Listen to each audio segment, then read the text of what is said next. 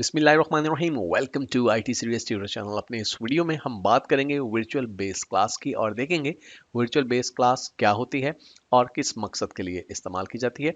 लेकिन इससे पहले कि हम वर्चुअल बेस क्लास को डिस्कस करें, मैं एक छोटे से प्रोग्राम के कोड को आपके साथ शेयर करना चाहता हूं और यहाँ पे हमें एक प्रॉब्लम फेस करनी पड़ेगी और एक्चुअली उस प्रॉब्लम के सोल्यूशन के तौर पे ही वर्चुअल बेस क्लास हमें हेल्प आउट करेगी। यहाँ पे देखिए, हमने एक क्लास क्रिएट की है लाइन नंबर 3 पे, जिसका नाम पेरेंट है और इस क्लास में हमने प्रोटेक्टेड एक्सेस स्पेसिफायर के साथ एक डाटा मेंबर n डिक्लेयर किया है जिसकी डाटा टाइप इंटीजर है। उसके बाद हमने लाइन नंबर 8 पे एक क्लास डिक्लेयर की है चाइल्ड 1 के नाम से, जो कि इस पेरेंट क्लास की चाइल्ड क्लास है। लेकिन यहाँ पे आप देख रहे हैं कि इस चाइल्ड क्लास में हमने किसी किस्म के डाटा मेंबर्स या मेंबर फंक्शंस डिफाइन नहीं किए। और इसके बाद लाइन नंबर 11 पे हमने एक और चाइल्ड क्लास क्रिएट की है चाइल्ड 2, जो कि चाइल्ड है पेरेंट क्लास की ही। और इस सेकंड चाइल्ड क्लास में भी हमने कोई डाटा मेंबर या मेंबर फंक्शंस डिफाइन नहीं किए। लाइन नंबर 14 पे देखिए, हम एक नई क्लास यहाँ पे क्रिएट कर रहे हैं जिसका नाम हमने रखा है बेबी। और ये क्लास एक्चुअली चाइल्ड क्लास होगी इन दोनों चाइल्ड क्लासेस की, जो कि पहले हम डिक्लेयर कर चुके हैं, यानी चाइल्ड 1 और चाइल्ड 2 की। तो यहाँ पे देखिए, हमने इन दोनों की मदद से इस चाइल्ड क्लास बेबी को क्रिएट किया है।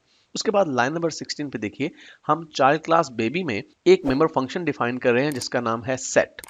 और इस मेंबर फंक्शन में हमने क्या किया, हमने उस डाटा मेंबर n को एक्सेस किया जो कि सबसे मेन पेरेंट क्लास पेरेंट में एग्जिस्ट कर रहा था, वहां पे हमने इसको डिक्लेयर किया था।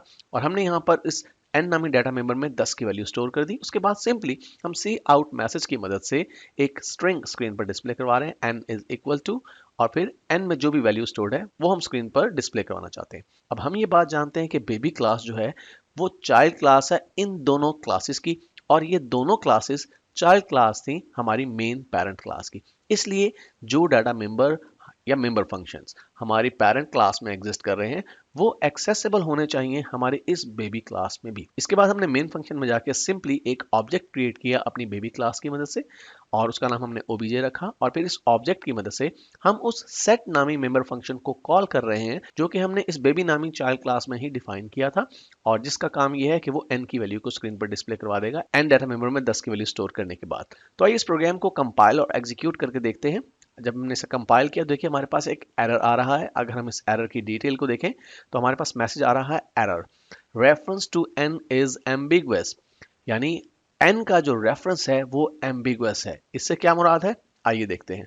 अभी हमने जो प्रोग्राम डिस्कस किया उसमें एक्चुअली सिनेरियो जो बन रहा है वो कुछ इस तरह से है कि एक पेरेंट क्लास है, फिर उस पेरेंट क्लास से एक चाइल्ड क्लास क्रिएट की गई जिसका नाम चाइल्ड 1 है, और फिर उसी पेरेंट क्लास से एक और चाइल्ड क्लास क्रिएट की गई जिसका नाम चाइल्ड 2 है, और फिर इन दोनों चाइल्ड क्लासेस की मदद से एक और क्लास क्रिएट की गई जिसका नाम बेबी है। यहाँ पे हमने देखा कि हमारे पास जो पेरेंट क्लास थी उसमें एक डाटा मेंबर था जिसका नाम हमने n रखा था। अब जब हमने अपनी पेरेंट क्लास में एक डाटा मेंबर n को डिक्लेयर कर दिया, अब जो चाइल्ड 1 क्लास है उस क्लास ने भी उस डाटा मेंबर को इनहेरिट किया है पेरेंट से, और जो चाइल्ड 2 क्लास है उसने भी उस डाटा मेंबर n को इनहेरिट किया है पेरेंट क्लास से।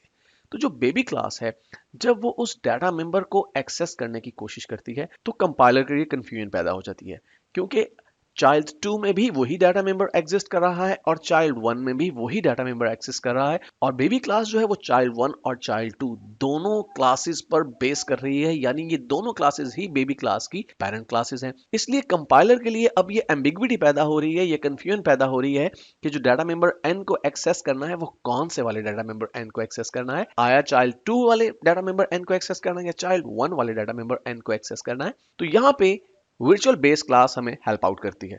अब वर्चुअल बेस क्लास हमें हेल्प आउट कैसे करती है, एक्चुअली वर्चुअल बेस क्लास अपने डाटा मेंबर और डाटा फंक्शंस की एक सिंगल कॉपी क्रिएट करती है और उसे अपनी तमाम चाइल्ड क्लासेस के साथ शेयर करती है। इसका मतलब ये होगा कि जब आप किसी क्लास को वर्चुअल बेस क्लास के तौर पे यूज करते हैं एज अ पेरेंट, तो फिर ये एम्बिग्विटी खत्म हो जाती है कंपाइलर के लिए, क्योंकि अब एक ही डाटा मेंबर की कॉपी तमाम चाइल्ड क्लासेस के अंदर एक्सेसिबल है। इसलिए मल्टीपल इनहेरिटेंसेस में इससे कोई फर्क नहीं पड़ेगा कि कौन से पाथ को यूज करते हुए डाटा मेंबर को एक्सेस किया जा रहा है। आइए अब देखते हैं कि आप वर्चुअल बेस क्लास को यूज कैसे करते हैं। तो ये वो प्रोग्राम है जो कि अभी हमने डिस्कस किया, लेकिन यहाँ पे हमने एक बहुत माइनर सा डिफरेंस यूज किया है, वो ये कि जब हम चाइल्ड क्लास क्रिएट कर रहे हैं चाइल्ड 1 और चाइल्ड 2, तो हमने वर्चुअल का वर्ड यूज किया है अपने पेरेंट क्लास के नाम से पहले। ये वर्चुअल का वर्ड आप पब्लिक से पहले भी यूज कर सकते हैं और पब्लिक के वर्ड के बाद भी यूज कर सकते हैं। तो मैंने child1 और child2 ये दोनों चाइल्ड क्लासेस जब क्रिएट की तो अपनी पेरेंट क्लास को मैंने वर्चुअल बेस क्लास के तौर पे यूज किया, इसलिए अब कंपाइलर के लिए ये एम्बिग्युइटी बाकी नहीं रहेगी जो कि अभी हमने डिस्कस की। इसके बाद का कोड एग्जैक्टली वही है जो कि अभी हमने डिस्कस कर लिया है, इसलिए इस प्रोग्राम को अगर हम कंपाइल और एग्जीक्यूट करें तो आप देखेंगे कि अब हमारे पास वो एरर नहीं आ रहा, बल्कि n इज इक्वल टू 10 की वैल्यू हमारे पास स्क्रीन पर डिस्प्ले हो रही है।